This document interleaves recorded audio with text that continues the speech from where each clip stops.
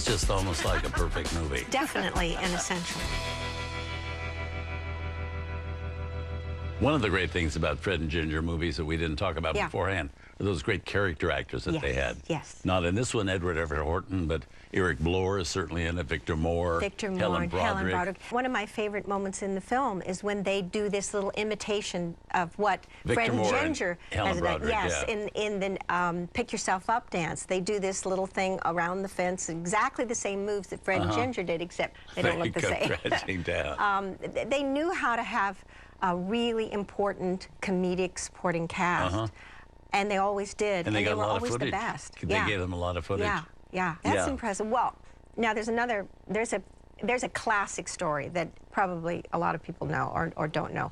The great number of Never Gonna Dance, shot by the director George Stevens, who was known for wanting mini takes. They did it 48 times.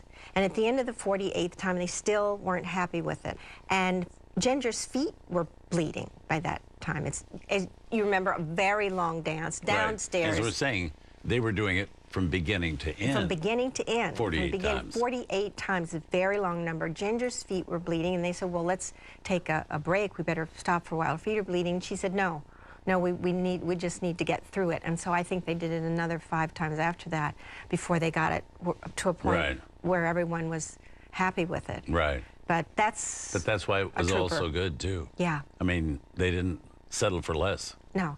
And I look at it sometimes, and I try to see Ginger's face to see any kind of wincing, you know, and all those times she's in the air and then she's landing on her feet or twirling around thinking, God, her feet must have hurt. They were, you know, leaving a little trail of blood along.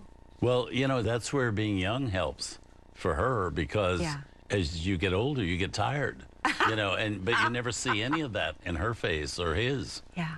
You know, they're just joyous, and, you know, they're amazing, just amazing. Yeah. So we're going to move on now? We are. Okay. And you're going to come back next week? I am. Okay, good, thanks.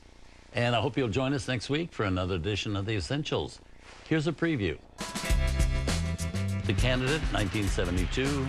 Certainly this is an essential in Robert Redford's evolution. Peter Boyle and Melvyn Douglas are 2 of the reasons this movie is so good. Honestly, if it wasn't for Robert Redford, I don't know where independent film would be today. This is a very quirky political drama. It was quite daring for its time. From 1972, The Candidate. That's next Saturday at 8 p.m. Eastern. You can find out more at tcm.com/essentials. Thanks for joining us for The Essentials.